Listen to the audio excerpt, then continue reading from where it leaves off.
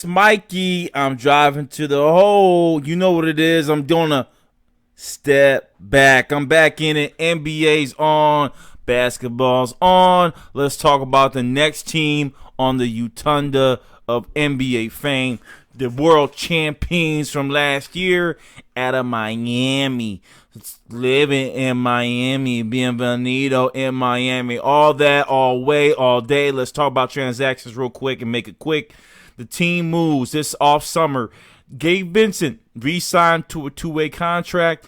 They re-signed Meyers Leonard. They keep Dragic. They go ahead and go grab Mr. Bradley, signed his draft pick, okay, moved for a draft pick out of L.A. They went ahead and got it. Mr. Maurice Harkless, man, the heartless man from the defensive end. I like this pickup. Brian Tyree signed as a free agent. Interesting pickup for them, a draftee. Precious Achiuwa, what a scary pickup for this team alongside Bam Adebayo. They could be duplicates, except Precious is a little bit more monstrous from an athletic perspective. A very big pickup. I had to stop and talk about it. Bam Adebayo signs a long-term. Udonis Haslem, vet, re-signs. And they add Max Strus as a free agent, possibly again, trying to get the depth up, trying to get the team up for that preseason, see who they got, and build kind of on that lineup. Let's look at the depth chart. I didn't do this for the Knicks because they're not going to make anything at the end of the day. They're prepping for next year and not sure of the lineups. So I want to get deeper into the lineups for, the Miami Heat, the East Coast champions. At the point guard position next year, they got Dragic as the starter coming in and none as the backup. Shooting guard is Duncan Robinson, tremendous come-out season. Tyler Hero at the second guard spot coming off the bench. Small forward, Jimmy Butler, Andre Iguodala, and then power forwards are Meyers Leonard and Maurice Harkless. Let's get into the center position. Bam Adebayo, Kelly Olynyk. Gotta like what they have here from that Precious lineup. You can see they're pretty much heavy on the shooting guard position still to this day, even though they're showing, a lot of movement. Let me tell you about the big move. Derrick Jones Jr., sayonara, see you later. Great career with the Miami Heat at the 10. By the way, he's only 23 years old. He went and joined the Portland Trail Blazers, a guy that was making about $500K, $563K, gets over and gets a contract for an $18.9 million over 2 years. Even Jimmy Butler kissed him goodbye on that one. He had to take it, even though he was beloved and needed for this team. However, they reload with some ammunition when I talk about that small forward and power forward position in a Mo Harkless, a Precious Achiuwa as a draft pick. KZ Okpala may finally be coming into his own and may get minutes now. So, from a change of direction for this team and a roster perspective, let's look at entirely what they have and what it means. For me, this is a huge X factor. This was a steal in the draft. A guy that was a top 10 pick coming out of high school goes over to Memphis and now has the opportunity to play against the other enigma in Adebayo and learn from him. This is scary. Pat Riley, once again, kudos to you on drafting well. Avery Bradley joins from a defensive perspective. They get more muscle down in the defense for Avery Bradley. That's going to be interesting. Jimmy Butler returns, the star, their capitan. Matter of fact, let's look at the stats. Jimmy, tremendous player, but with all the tremendous you can say, horrible from three-point land, so is Bam Adebayo. Jay Crowder leads the team as well. He goes off, a big contributor from a defensive perspective. Avery Bradley and some of the other guys brought in, Harkless, are going to have to take over what he brought to the table. Went over to the Suns. Gordon Dragic, almost 36% from three. Again, when you're over 30, you're not too bad. Again, he is going to have to, again, step up some more.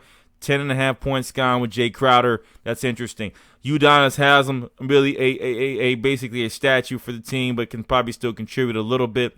Interesting that he's shooting a better percentage, down 33% with age. Obviously, you learn new skill sets.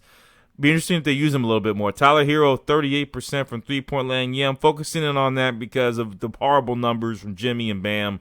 But Tyler Hero, 38%. That's where they gun at. Solomon Hill, 36%. Andre Iguodala, another defensive guard, shot 28. Derrick Jones Jr., not really a three-point shooter, but you lose the athleticism and the what-if factors, right, with this kid. Got injured, but had some bad stalemate, again, injuries with this team. Good new start for him in Portland. Meyers Leonard, another guy. Don't be surprised in what you're seeing here. Yes, Meyers Leonard shoots a tremendous 41% from three. That's why he was re-signed right away.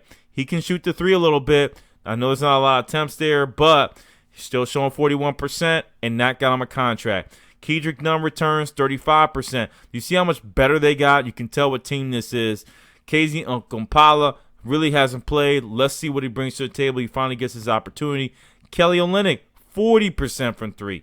Duncan Robinson, 44% from three. Do you get my drift here? Do you get what's happening? They are a three-point gunner. They use the draw of driving with Jimmy and Bam inside, a little bit of Gordon driving, and they pop out, and they have a multitude of players that can pop out and knock your eyes out from three-point land. That's what makes them dangerous and what made them the champions last year, along with their tremendous defense, which has now improved with Mo Harkless as well as Avery Bradley. Now back to me going through it. Who is Paul Obua? Got to figure him out, right? Don't really know too much on him. We know Mo Harkless. We know what he brings. A guy that can do multi-purpose, dirty work. Love him. Udonis Haslem, we know about him. Tyler Hero, does he continue to extend and improve? Again, tremendous season last year as a rookie. One of the Rookie of the Year candidates. Obviously, wasn't going to win it, but he was really pushing the metal there in the end where we started to say, is it all about points or is it all about impact? And he made a bit of impact for the Miami Heat. Iguodala, the vet, does he still have legs left? That's the question. Looks like he does. He comes back, probably sit most of the year and come in the playoffs as he did last year. B.J. Johnson is signed to a two-way. Let's see if he can make the team. Meyers Leonard, I talked about him. Nunn now has to really step up the way he was previous to the playoffs where he showed up a little bit, but he's a tremendous player that can show out a little bit more. KZ Okpala, let's see what happens. Mr. Derrick Jones Jr. has some minutes gone. Does he finally step in? I would like to see what he brings to the table. Kelly Olynyk, again, a guy that can do everything. A slept-on player, a player that's not respected. I love him. He's a key personnel for this team, even if he plays only 10 minutes. This guy is a dog, and if really given the opportunity, would be near a double-double guy. You heard it here first off work. I love Kelly Olynyk. I love his skill set. Just never really gets the burn. But, however, in this situation, he can make it happen and potentially be one of those top 6 men. Duncan Robinson, the starter, tremendous season coming out party last year for him, shooting it from deep. Chris Silva, an athletic guy. Again, he replaces Derrick Jones Jr. from the athlete of the year perspective after Precious and Bam. There comes Chris, another big-time athlete to help with this team. Max Struss, guard forward. Again, he's a guy that can shoot it from deep. He jumps in there. And then I don't know about Brian Tyree, and I don't know too much about Gabe Vincent, but it appears they've made the team. So there's something that they can do in the interim until we figure out what the real rosters were going to be. Now, I talked about all this to get us somewhere, right? Back to the look in the picture at the Atlantic Division. Back to the looking picture at the Central Division and the Southeast where these guys play. Let's look at that division. Who do they bounce off? Are they going to head to a lower position? I think they're going to have a little bit of trouble hitting that number 1 again this year. However, I still think they're a top 3 team. I still think they're a playoff team. No doubt about it with what they got. Jones was a big loss, but they replaced it with more defensive help and potentially more three-point help, which would make it interesting for them because it may be more less with more. So Boston Celtics, I think they're better than at current state. Brooklyn Nets is the big enigma that no one really knows about. Interesting to see what happens with those guys. Let's see what happens with Philly with the additions they made. I do like them over everybody else, even Milwaukee, who I thought without Bogdanovic pickup, they lost due to some tampering. I think that really was a spot where he could have proved to be big dividend help for Milwaukee, even with the Holiday signing. Still don't know about them. But Miami Heat, for me, top 3. Brooklyn is there. Definitely after that, it's either Boston or Milwaukee in the same slot. But I think there's going to be a couple of sleeper teams, such as the Detroit Pistons pushing the metal if they can get it together, as well as the 76ers. We'll see what we can get from that team. They still need guard help, and there's a lot of guys out there they can go get. In the end, Miami Heat, can they make the Eastern Conference Finals again? there's about a 60% chance, but Brooklyn is calling and moving. Let's see what they bring to the table with the two big guns back. Brooklyn may be my top team. I'm out of here. Mikey, step it back. Yeah, step it back one more time. I'm not driving. It's a step back. Peace. I'm out of here.